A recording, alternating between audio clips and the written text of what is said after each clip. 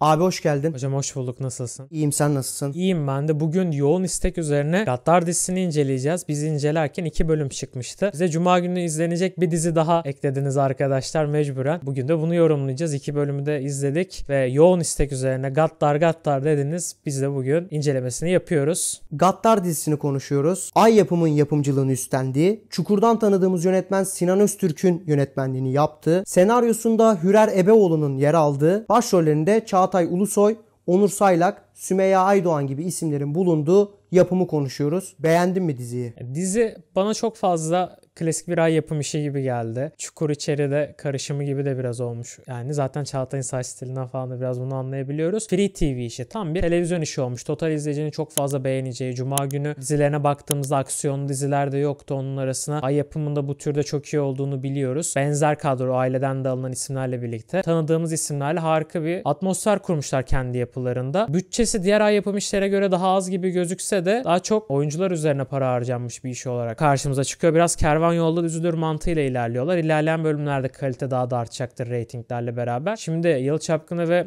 Kızılcık Şerbeti gibi yüksek reytingli dizilerin yanında sezon ortası girerek 2 bölümdür 4-5 reytingler almak, bunlar kolay işler değil. Burada tabii Çağatay'ın da etkisi olsa da fena da bir iş ortaya çıkmamış. Hani senaryo olarak hemen hemen hiç farklı olaylar izlemesek de akıcı bir iş yani. Koyduğunda hani Gatları böyle otur ya biter bir anda saat 11.30 olur. Çünkü yani aksiyon hatta daha da artacaktır ilerleyen bölümlerde, biraz konuşuruz. Hani bildiğimiz bir hikayeyi izlemek daha konforlu hissettirir ya. Bunda da öyle bir olay var. Ay yapımı diğer işlerini alıp biraz karman çorman bir yapıya sokup farklı bir hikaye çıkartmaya çalışmışlar ama hani daha önce izlediğim iş hissi uyandırıyor. Beğendim genel olarak. Hani benim çok seveceğim bir tür değil ancak etkileşimini de gördüğümde sosyal medyada insanların artık alternatiflere yönelmeye başladığını gördük ve bu tarz bir dizi de lazımdı gibi sanki aksiyon anlamında. Psikolojik dramalara kaymıştı dizi türlerimiz son yıllarda. Gaddar birazcık buna karşı 4-5 sene önceki o aksiyon furyasına tekrardan bir mesaj çaktı. Bu da daha çok bir erkek izleyici kitlesinde kendi içerisinde bulundurdu. Yani Twitter'da spor medyasında insanların bile Gaddar'ı izleyeceğim sonrasında transfer haberi veririm dediği tarzda muhabbetleri de gördüm yani açıkçası. Sanırım biraz öyle bir kitlesi de oldu. Gençler bayağı Gaddar'ı beğenmiş. Dizi zaten yaklaşık bir 7-8 aydır hazırlığı yapılan bir diziydi. Birçok haber çıktı. Gaddar dizisi başlayacak, Gaddar dizisi başlayacak diye. Hatta haberlerden bildiğimiz kadarıyla Aras Bulut İynemli bu dizide başrol olarak yer alacaktı. Sonra başka bir diziye gitmeyi tercih etti Aras. Bir de şey de oldu sanırım. Senaryoyu da belki çok içine sinmedi. O ara Çağatay'a gitti olaylar. Çağatay da benzer zamanda Kübra tarzı bir iş çektiği için orada da eski bir askeri oynuyordu. Burada da benzer bir rol olduğu için belki de kabul etmiş olabilir. Uzun zaman sonra televizyona geri dönmek istemiş olabilir. Çok fazla dijitalde takılıyordu. Biraz sanırım onda bir dönüş projesi oldu bu da. Özlemişiz ama değil mi Çağatay'ı televizyonda izlemeyi? Ya biz hani Netflix'te falan zaten çok fazla izliyorduk ama orada daha değişik rollerde oynuyordu. Şimdi daha TV oyunculuğu yapıyor. Abi Çağatay'ın işi bence bu. Hani tam Netflix'te de birçok işte oynadı. Dijital platformlarda WTV'ye de işler yaptı. Ama yok abi, bu adam gerçekten televizyonda oynamak için bir cevher ya. Geldiğinde hissediyoruz. Kıvanç Tatlıtuğ'da da aynı şeyi hissediyoruz. Ya bunlar televizyonla ünlenmiş, çok büyük ses getiren insanlar ya. Dizide gerçekten yani Çağatay üzerinden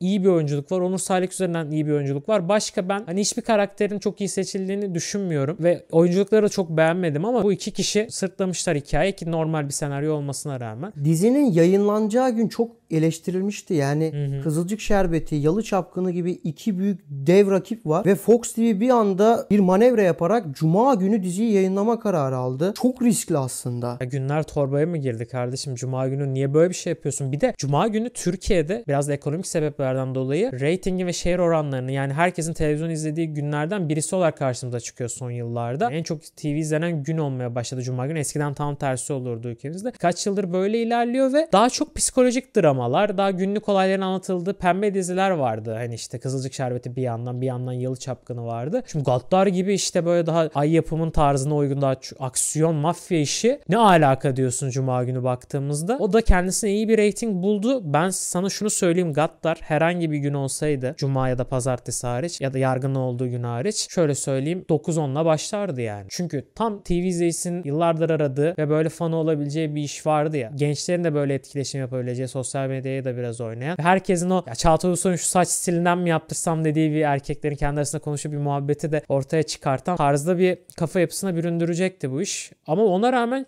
şu anki yarı etkisiyle bile bunu şu anlık başarmış gibi gözüküyor. İstersen birazcık hikayeden ufak bazı bahsedelim ve daha sonrasında da iyi kötü yanlarını ufak konuşalım. Dizinin hikayesi şu şekilde. Çağatay Ulusoy'un canlandırdığı Dahan karakteri askerden izin alarak mahallesine dönüyor. Ve mahallesine döndükten sonra bir dizi olaylar yaşıyor ve bu yaşadığı olaylar sonucu bir kiralık katile doğru evrilmeye başlıyor. Aslında dizinin ana konusu bu. Evet ve aslında Çukur'da da ilk gördüğümüz oradan çıkamazsın muhabbeti var yani. Öyle bir yere sokacak ki, öyle bir kişisel mevzular gelecek ki başına, artık oradan çıkamayacak. Daha ilk 2 bölümde de bunu gördük. Diziye paralel olarak da Dahan karakterinin şu tarz bir motivasyonu var. Askerdeyken ailesi her yere dağılmış. Kardeşi bir yanda, erkek kardeşi bir yanda, kız kardeşi bir yanda, annesi babası bir yanda olan bir durum oluşmuş. Dahan karakteri de aslında ailesini tekrar toparlamayı amaçlıyor. Eski nişanlısı olan Aydan'ı da tekrar bulmaya çalışıyor diyelim. Hem kendisini bulmaya çalışıyor, hem eskide bıraktığı anıları toparlamaya çalışıyor, hem de ailesiyle açık olan arasını bir noktada hem onları kurtarıp hem de düzeltmeye çalışacak yani. Kişinin gerçekten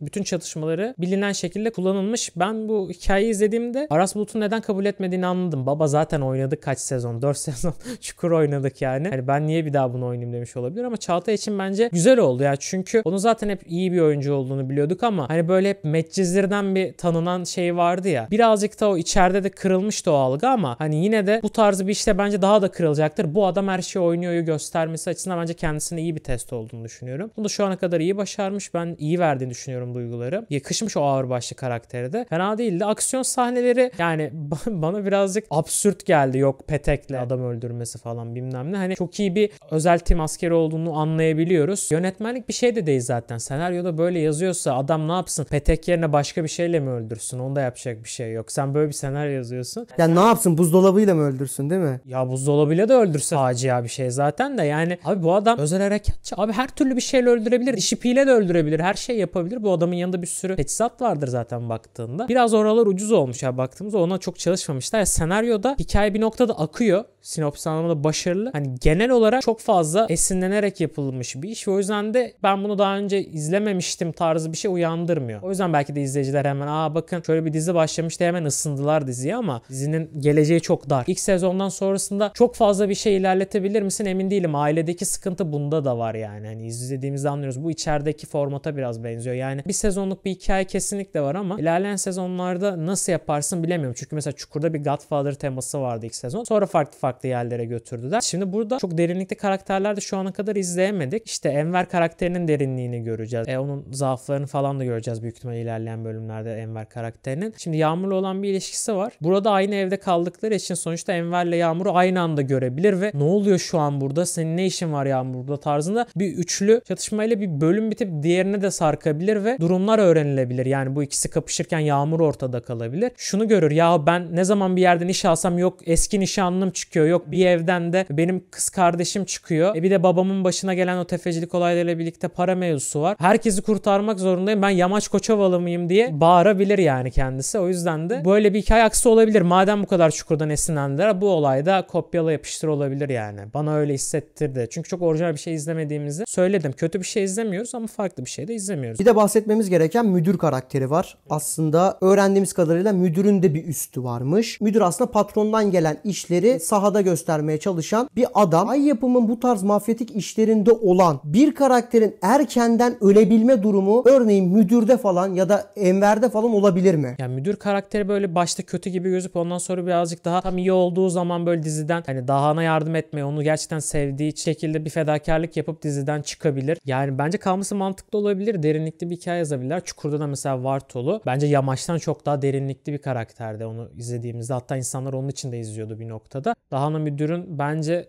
aralarının ileride biraz daha iyi olabileceğini tahmin edebiliyoruz yani. Çünkü bu hikayedeki ana kötülerden birisi patron olacaksa diğeri de bence Enver'dir. Zevkine de bunları yapıyor gibi olacak ama Enver'in bir de babası da ortaya çıkabilir bak. Bu da hep eklenmeler. Babaların babaları çıkar. Enver'in de eğer devam edecekse dizide zaaflarını yavaş yavaş görmeye de başlarız. Ya deriz ki burada derinlikli bir hikaye yapacağız. Biz şu ana kadar Daha'nın zaaflarını gördük. Enver'in de göreceğiz ki adamla bir noktada da bağ kurabilelim. Düz bir kötü karakter olmasın. İlk bölümlerdeki aksiyon biraz düşecektir çünkü böyle bu kadar tavanda gidemez hikaye bence. Sen diziyi izlemeye devam edecek misin? Ben diziyi izlemeye devam edeceğim çünkü belli ki bu diziyi de insanlar incelememizi, yorumlamamızı isteyecekler haftalık olarak. O yüzden gider, çok yormuyor ama cuma günü bir mesai daha çıkartacak gibi duruyor bize abi. Sen izler misin? Ben de izleyeceğim bu vesileyle. Evet, böyle de bir durum da var. Arkadaşlar videomuzun sonuna geliyoruz. Bu sefer ben teşekkürler abi diyeyim. Ben teşekkür ederim abi. Eğer Gaddar dizisini haftalık olarak incelememizi istiyorsanız yorumlarda belirtebilirsiniz. Videoyu beğenmeyi Ve kanala abone olmayı da unutmayalım arkadaşlar. Başka dizi incelemelerinde görüşmek üzere. Hoşçakalın.